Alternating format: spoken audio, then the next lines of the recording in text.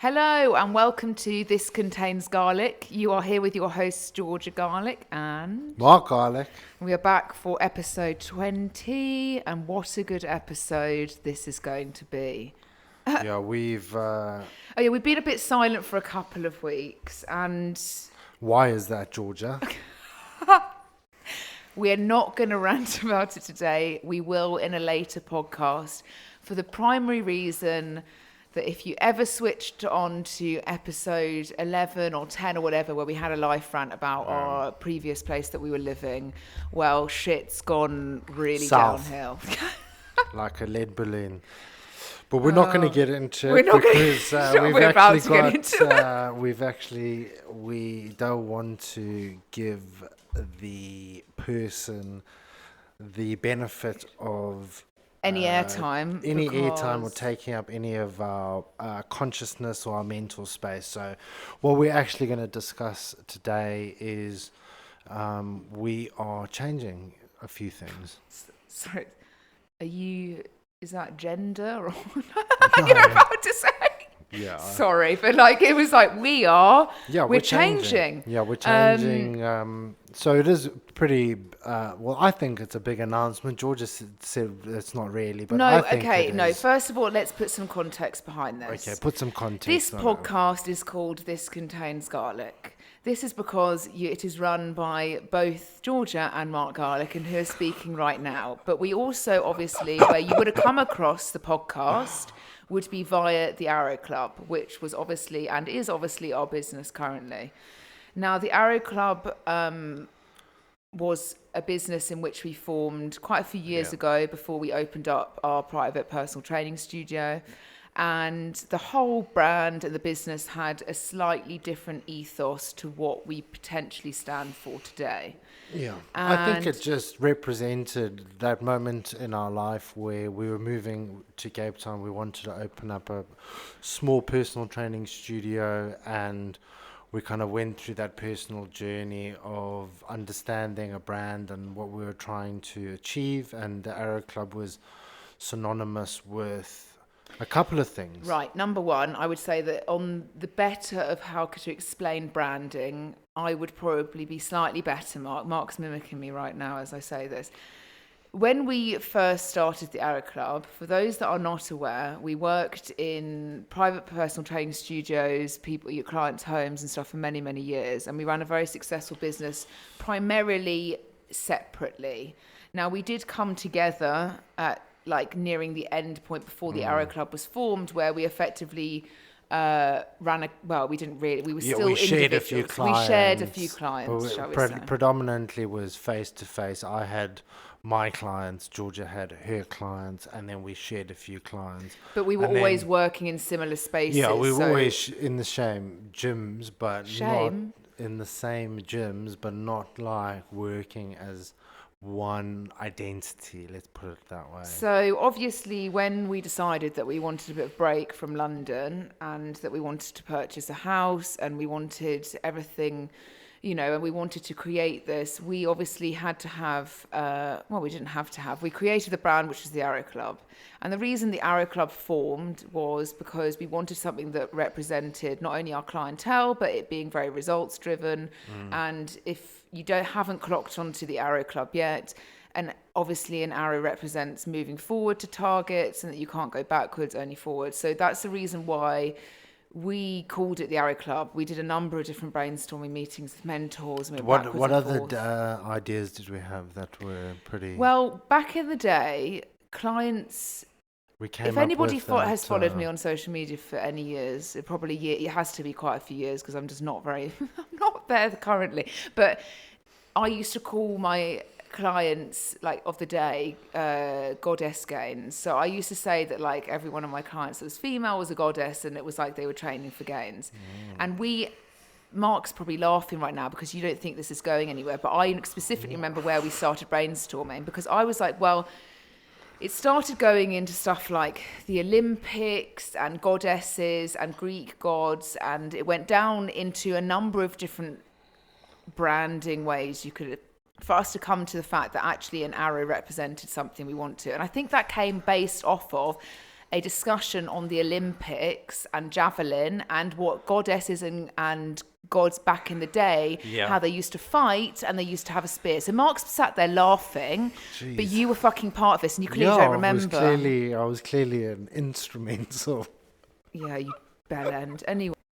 Anyway, so obviously when we discussed what kind of, when you go into niching a business and understanding where your market sits and stuff, we obviously had previously been dealing with clients which were very high net worth, a lot of them CEO positions, stuff where results needed to strive quite prominently in the business. And I think the Arrow Club, again, basing off the fact that a club was a community of people, would allow people to have like a private space in which they not only was to a very high standard, but allowed them to create the best versions of themselves.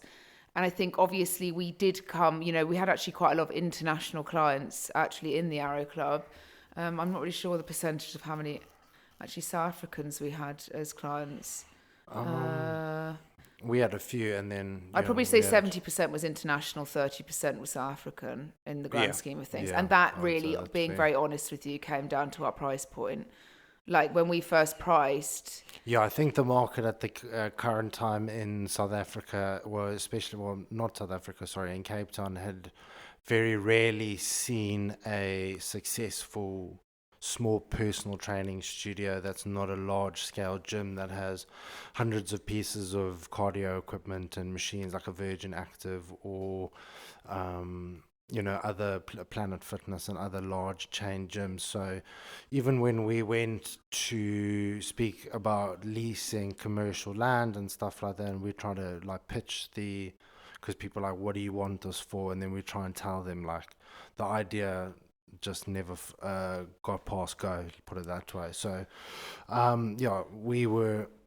Yeah, I mean, that's when we were like, right, well, if we wanted to be private, we wanted to be personal, we kind of came to the decision that purchasing a property would be a better, I guess, investment going forward. Whether it was an investment in the grand scheme of things sitting here right now, probably not. But in the sense of what we wanted to do, it was the best way was buying a house and renovating it into effectively two completely separate entrances and creating a space where not only people felt safe, but also welcome in the fact that they were there for results. And we obviously did create that space and very successfully.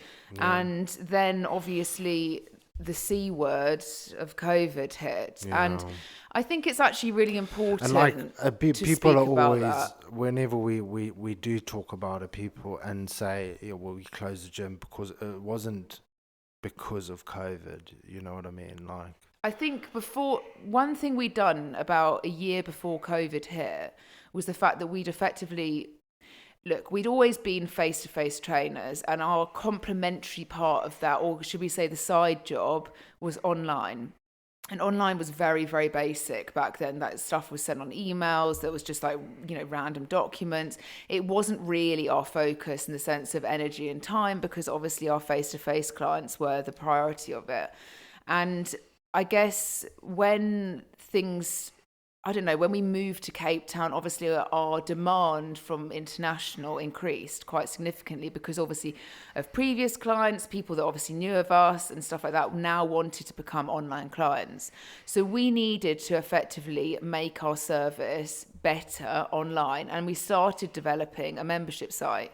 And in fact, we did launch that membership site whilst we were still obviously running the gym, and it did really, really well. And so it meant that all of the international clients could effectively train with us online without having to be obviously in our space in Cape Town. But I guess you could say we were pretty, not lucky, it was effectively us putting the work in, but we were lucky in the sense that we'd launched something online quite significantly before COVID hit. Yeah. And about 3 months before it came out in the news about COVID, we were experimenting with a business mentor about launching virtual training and trying to understand how we could even try and merge technology in with training. There's such an idea there. We were even oh my God, we should create an artificial intelligence app for tracking food. We had so many ideas flying around for online.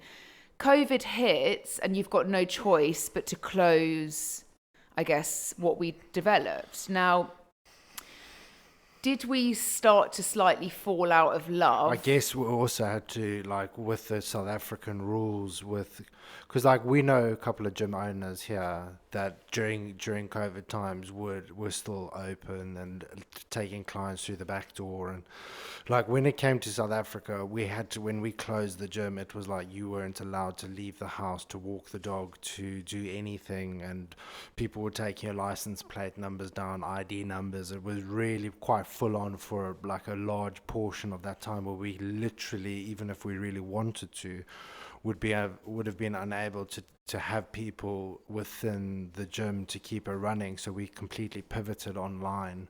Yeah, And I think a lot of then people in the UK managed to get we things just, like physio you know, certificates. And having a very international business with a lot of running on travel industry. South Africa was on the red list until fucking forever. Jesus, like till like last year, Like, it end was of like, last year. yeah, Even green then, list, red list, can't travel here, especially South Africa, because it was, I can't even remember why, because we it actually was, couldn't get out of South Africa. There was like something yeah, that people don't understand. Like with the UK, you had numerous times to potentially get somewhere, do a test, do this. We literally had no option but to literally stay in our home for weeks, months, years. and like, especially Cape Town, you're talking 3+ million tourists a year going to the Western Cape, And now suddenly there's none. and then now there's zero, and So everything went kind of slightly wrong in South Africa in the time, because, you know, you've got to imagine crime rates then go through the roof because tourists are not there, in the sense of, you know, money's not being given to people that want it or need it. You know, people are becoming much more unhappy. And, you know, then obviously the South African government always likes to throw in like electricity cuts and all the load things that shedding. I guess get to the point where you're like, what the fuck?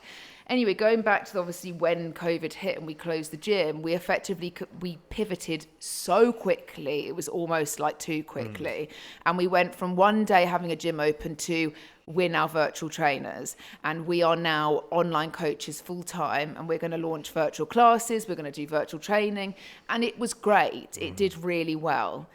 But along the way, we kind of, I guess, fell out of love with the Arrow Club itself and what we formed, because it was always like this thing where people would reference back, oh yeah, the gym you've got, have you still got the gym, or the gym? And it's like, the Arrow Club is represented with a private personal studio space, you know, but it doesn't necessarily represent us as to the business that we now have, which is online coaching. And I guess for what we had to do for the Arrow Club to open, the same had to at some point apply for us online. You can't expect to run a business where you're not entirely sure of the direction it's totally going in.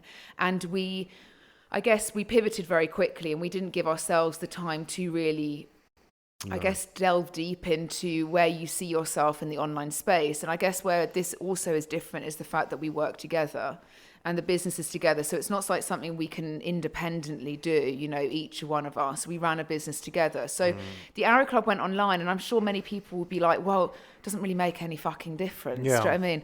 But it does, because for us, the Arrow Club was something that it's not currently. yeah, it started off as like, it's something completely different, and you know, having realized that it's essentially a completely different job. Yes, completely different and it just job. needs to, like everything in life, you know, everything needs a bit of change, a bit of growth. Yeah, and so I think the past year or so, we did really, really well on socials throughout COVID, in the sense of, like, you know, we were known as information providers. We did build a lot of trust and have got a lot of trust with our following, but it just isn't really sitting right to what we really want this business to grow into. And it's if almost like, I find social media, and the whole way through my whole life on social media that I've been on it, to be like just such a judgmental place in so many ways. And I think it's important we talk about this, because it kind of makes you hold back. You know, for somebody, I would say that when I left London, or when I worked in London, my ego was probably a lot more than what it is right now. As we've said before, when you're surrounded by people that I guess, like, praise you. There's waiting lists. There's fucking people that want you left, right, and centre. Your ego just naturally gets slightly larger. And was I proud of having a large ego? No. And I think both me and Mark knocked ourselves down a few pegs, especially when we had Do to you go. think I had a big ego? Fuck me, Mark. Do you know what I mean? Literally, Mark fucking was like, you were like Jesus at one point. I was like, Jesus. No, you thought you were Jesus. Should I I thought I was Jesus. Jesus. Anyway, I don't think it was like, I'm sure many people are still holding egos that large, but that shouldn't be. But, you know, when we got to Cape Town, we literally started from scratch. Nobody knew who the fuck we were. Mark's not South African, he's Zimbabwean. We didn't have any contacts. People think that we went across there because of family. Nothing. We went across there for a change. So we literally went in brand spanking new. Fresh. And we did exactly what every business would do, which is speak to PR companies, fucking message people on LinkedIn. Oh my God. And we got some awful responses from people.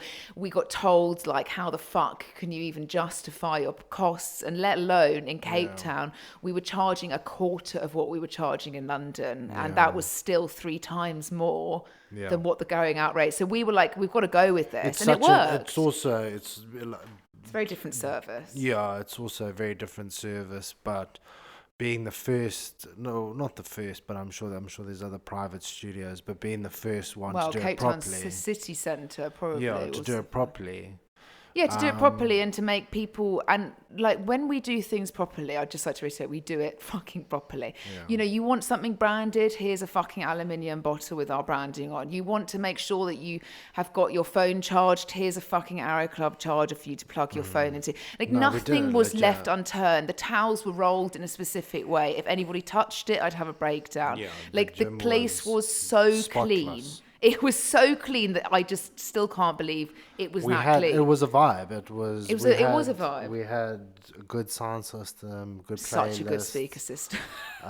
It was Top-notch legit. equipment. But, So, you know, it changed. Trading first into that environment and doing it properly and and finding your value and getting charged what you should be charged. You should be In an industry that doesn't value it or doesn't see the value of it straight away was because everybody like in London, having a personal trainer to a certain demographic is very normal. So paying 60 to 100 quid an More hour, than that now. more Probably than that, depending on where you are, is not foreign. It's like a common kind of thing. It's used kind to, yeah. I'd So- say that probably in London, you're probably talking like in where we are, minimum You know. 80, Yeah, max so 120. then it I comes reckon. down to like geographical location, how consistent are you, and if you can build a relationship with that individual, then people find value and will pay. I think pay also you results speak as well. You know, but to be able to get, especially South Africans and Cape Townians, to buy in and pay, 3 times the going rate just shows you. Yeah, I specifically we were remember able to we did a LinkedIn campaign.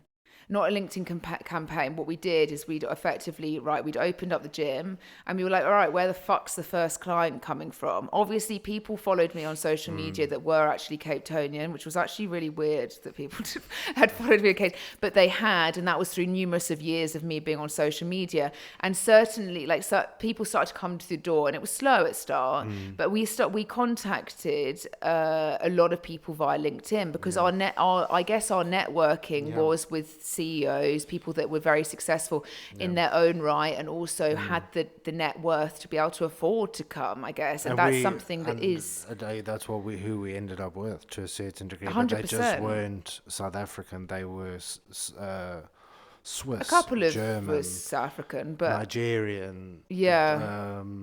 People from Dubai, you know, like it really came, and then we had a lot of people who were the clients of ours in the UK who spent a lot of time in South Africa or in Cape Town with their families, so they also used to come across as well.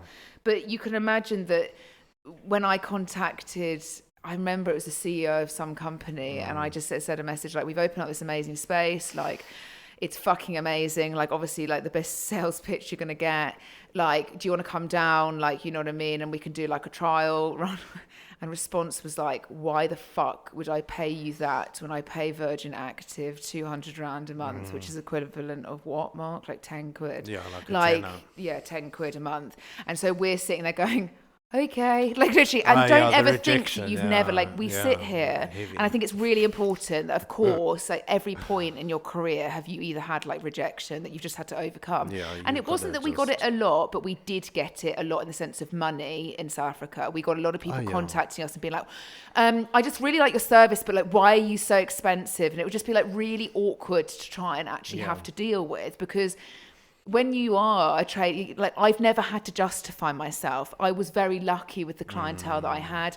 They fully believed in our service. They loved being with us as, you know, as clients, and not one person wanted to conflict the price. You know what I mean? That's Yeah. what they're expecting to pay. So you Exactly. go somewhere and literally price is the fucking only thing that somebody's looking at, and you're like, but you don't understand. Yeah, The but it's service is also so good, but nobody's representative. experienced it, so you wouldn't know. Like literally. It's representative of the target market. Yeah, definitely. So It going would have been very different in Johannesburg, where people that would have been like lapped up, because people are a lot more like vibrant and outgoing. a lot more and money spent in Joburg. a lot more young money, like Property. property. Everything's a little bit more fast paced. People value what they look like and where they go and places, and it's a little bit more vibey. Cape Town is Cape Town, you've got like, because I can say this, cold. some Jewish, you've got like the fucking the Jewish sector, which is really Jewish. So unless you've got to wean yourself in with people like that. And because obviously I am Jewish, I can speak like this, but you can wean yourself into training Jewish people if you want. However, categorically, I will say that sometimes they're very hard clients to deal with, because I know exactly how Jewish people behave, and exactly like my family does as well on that side. So it's like, it's one of those things where like they had like the Jewish sector, which was obviously Sea Point, Fresno side, you know, you kind of Yeah, had to be in Atlantic with the Seaboard. Jewish crew, and they had their gym spot. So that was probably our biggest threat across that side, was one of the gym spaces that was down the road from us. But I would say. yeah, in the sense of like trying to get clientele that I guess there's only very certain locations where net worth, I guess, is in Cape exceeds, Town. the It's literally by the disposable sea enough, or in Constantia. Yeah, sure. And then like, well, you could go further out, like, you know, Somerset West and stuff like that. But in the sense of what we were targeting, it was in certain locations. So you had to kind of find it. And I think we definitely navigated it well. In fact, sometimes I think we don't actually ever sit back and think, fuck, actually, we ended up with just every variety of client in Cape Town. I think the types of clients that we dealt with in Cape Town were more, I'd say, without any disrespect to any of our older clients, more interesting, because it was. That's No.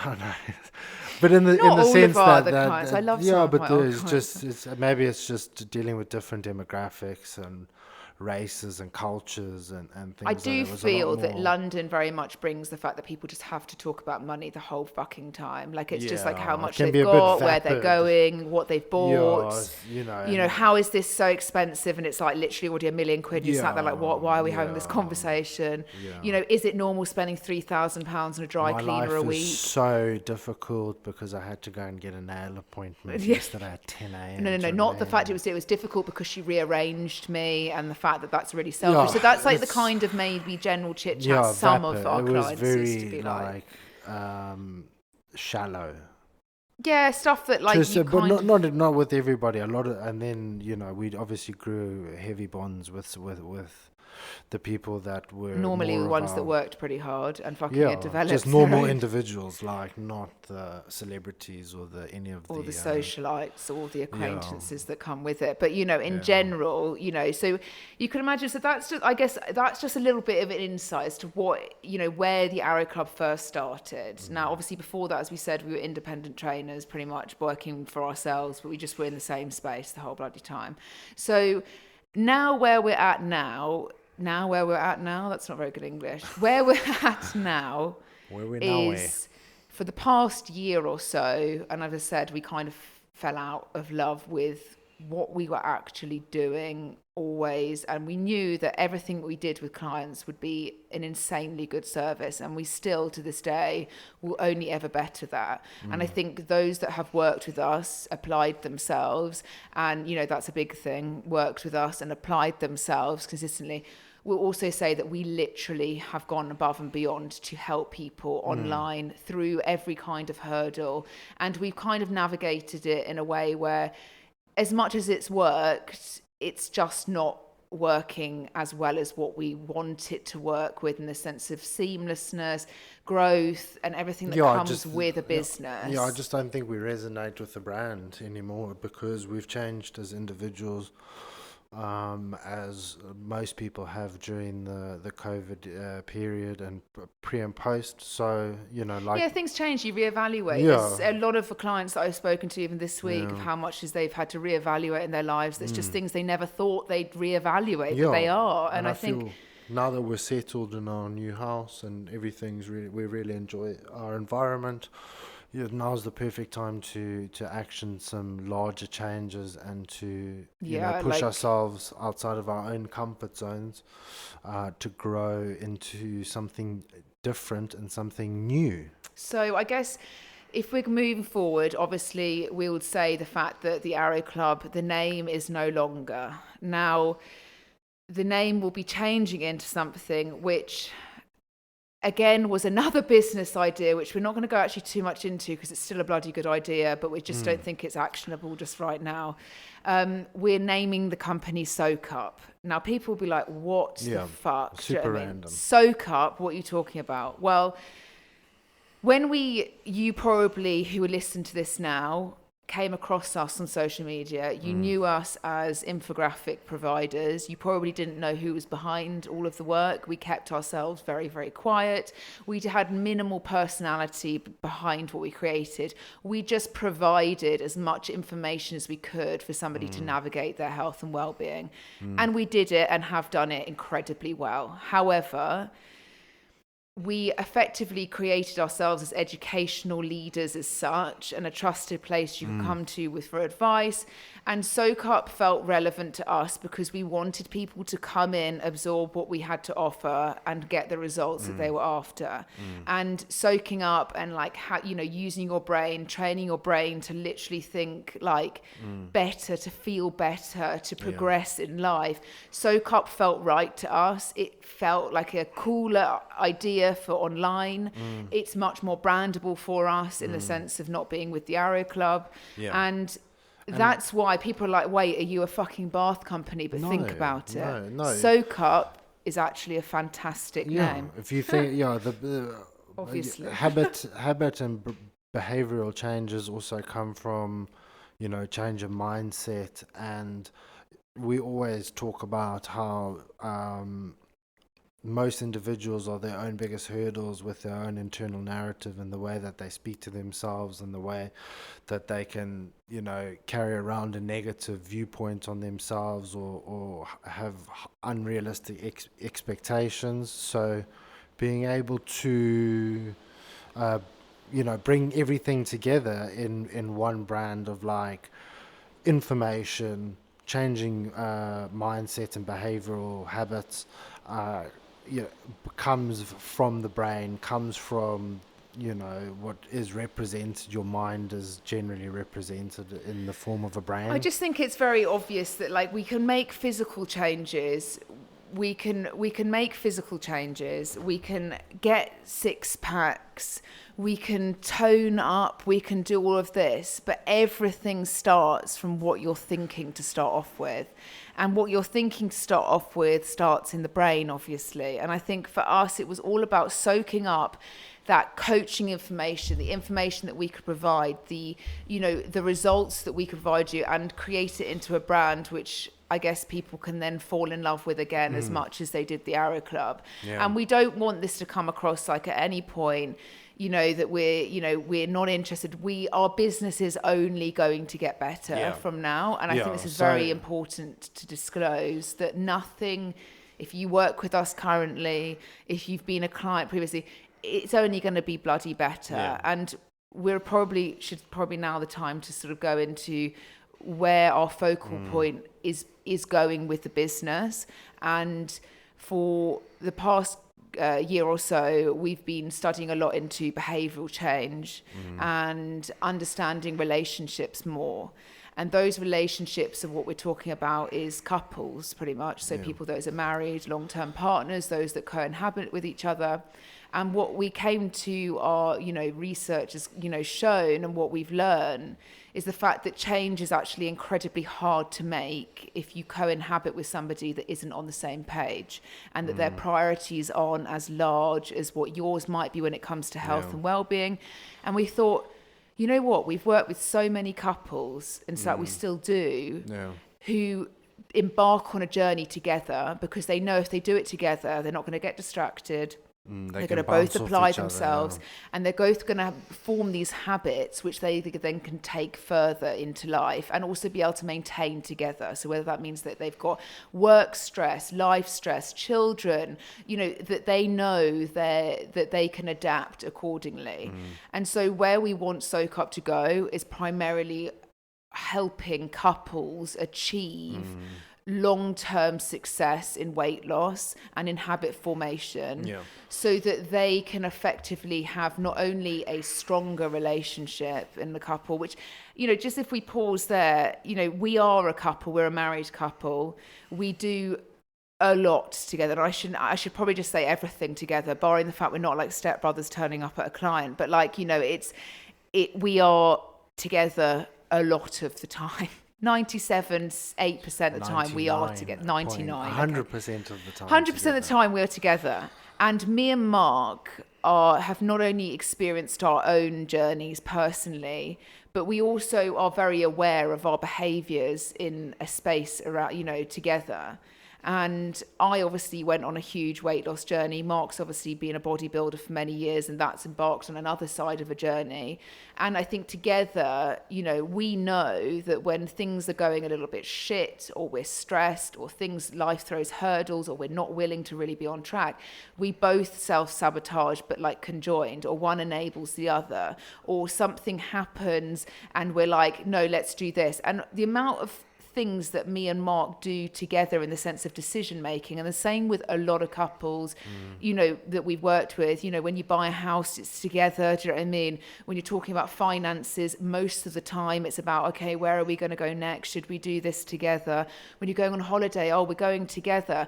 Everything's so together, but yet one thing that's always been like an anomaly has been health and fitness. People have always got very contradicting opinions on things, and it makes I guess our experience as well with clients, sometimes unfortunately their partners or spouses hold them back, or maybe don't fully understand the importance of that person's personal journey, and don't either take it as seriously or that as that person does, or undermines them, or doesn't fully support them and encourage them to do certain things that they need to do to make themselves feel better about themselves. Like Georgia said, we've done a lot of research, and anybody can go onto Google and type in calorie calculator and find out how many calories you need to eat, and go onto YouTube and get a free workout. And a lot of these resources now are a dime a dozen. So doing research into what other aspects of life are the predetermining factors to you succeeding or failing, and that is environment and outside of work, which is one thing, but then we're also spending the vast majority of that time is with your spouse or with your partner. So it's it feels right for us because it sits also very right for us. We relate to it so much with the drawbacks and the hurdles, and we've been married now for love the fact you can't remember, nearly 5 years. So but we've obviously been together. We're getting there. We've been together for a while, but I think it's just really important that what we go into. It's not always going into it. Like, as I said, we've spent a lot of time studying the past couple of years, especially when throughout COVID and stuff with behavior change.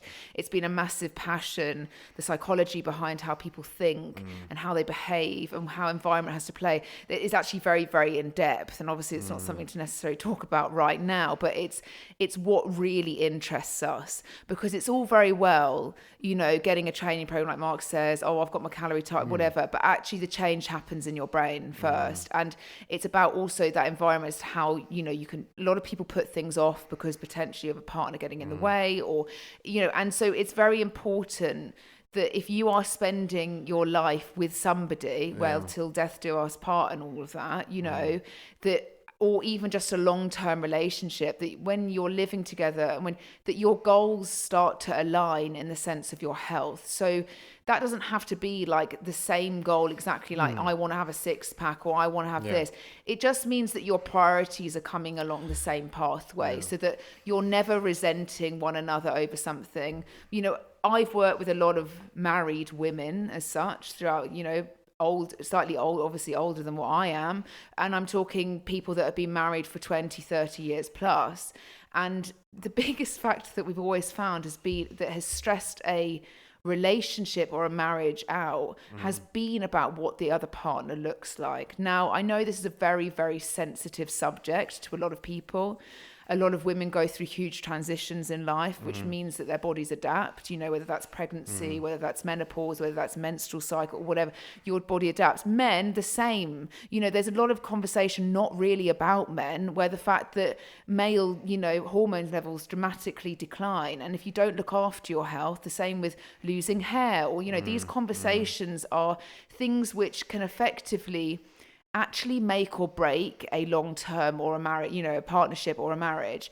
And it might seem like it's a small thing, you know, oh, so-and-so looks like this, or I just don't really love him anymore because he doesn't look like this, or she's gone backhill. Why don't we look like we did when we were married? Why do we not look like when we first met? You remember when we first met? These conversations couples frequently have. Yeah, and especially if one person wants to try and fix it and the other person is sabotaging that, then there's resentment and people feeling a certain level of contempt towards that individual. I guess if you were speaking in a cycle of psychology of a human, if somebody wants to lose like weight, for example, what happens is sometimes partners get together, one might have quite a lot of weight to lose, the other one might not. That partner that might have a lot of weight to lose decides that they want to lose the weight. And what happens is sometimes the partner on the opposite side can effectively go from being supportive to the opposite, because they now start to feel that threatened in a way. And we've seen this happen on so many relationships. And it's something which we weren't together when I did the majority of my weight loss, you know, when we first, you know, but I can see and I have understood why people, you know, somebody starts to look and feel better, which means confidence grows. They shine confidence more.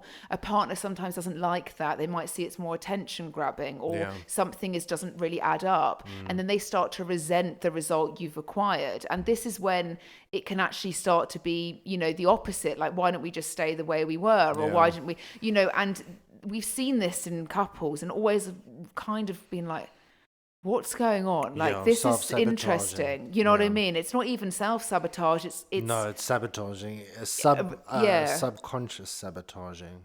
Yes, and it's very subconscious. And until you actually think about it, you're like, that happens in a lot of people's lives on the daily very frequently.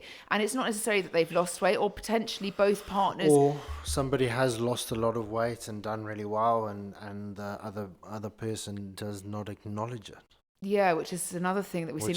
Or you think you need to lose more, or they think that but then they become hypercritical prior to even saying well done. It's then, well, you should continue to do it even more harder, which is not even acknowledging the initial progression made. And you know, the thing is, some people do this, you know, you've got to be quite a very spiteful individual to go out of your way to be nasty to your partner, and I would assume that a lot of the stuff is done subconsciously. So our goal going forward is to bring couples together to highlight these subconscious behaviors and different environments where people will sabotage you or feel a certain way towards you because maybe someone's changing and it makes you feel.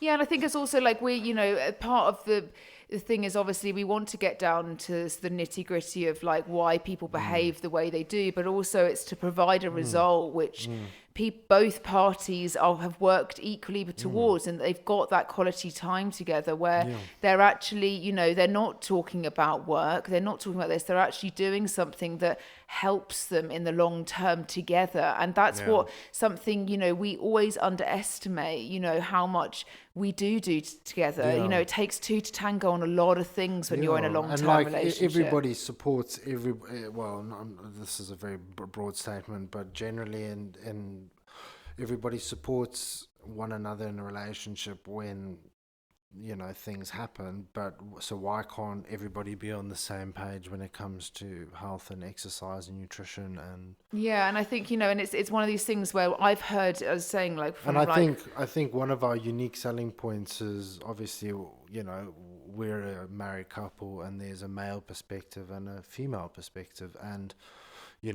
I will openly say that most men are not arrogant, but like they just sometimes so unaware of the things that they say or the actions that they have towards their partners that they probably need a little talking to or highlighting, from which best comes across when we've got two different perspectives looking at the same issue. And I think what we want is couples that that really they have weight to lose, they need to get their health better, so the fact that they deepen their relationship together also. And I think it's very important that a lot of the research that's been done and that we've got into has been about sort of like lack of intimacy in relationships and the confidence within couples. And it doesn't just happen on the woman's side, it comes to the man's. The amount of men that have come home and a wife, I've dealt with clients, I've dealt with this situation where they go home and they don't want to be with their partner any longer, they don't want it, and some of that has come down to the fact that they haven't even let go, but they've changed as human beings throughout their relationship, and now no longer is that relationship deep enough for them to stay together. And sometimes it's not always about the physical thing, it's about the mental side, but understanding what can effectively trigger you in a relationship, what actually helps you going forward, and actually getting to the bottom of actually we can achieve this and we can achieve it together. Opening up levels of communication, because sometimes I think things are thought about but not communicated. So you're like, I was thinking that, but I never actually said that. Or it gives people a free space to then communicate between one another about how they actually feel with regards to their goals, what their priorities are. And if if it is a priority and you want people guiding you through, then this is obviously what Soak Up is about to obviously change into. So is that perfect answer for you to literally guide you as a couple through big physical changes, but also huge mindset changes overall, so that you end up both in a positive space. And we never really want to be, our type of clientele that we work with or want to work with going forward, we want to see people align those priorities. People come together on everything, buying a house, you name it. It's about time we came together on health and well-being, and also just understood our goals, which sometimes you just don't communicate to your partner.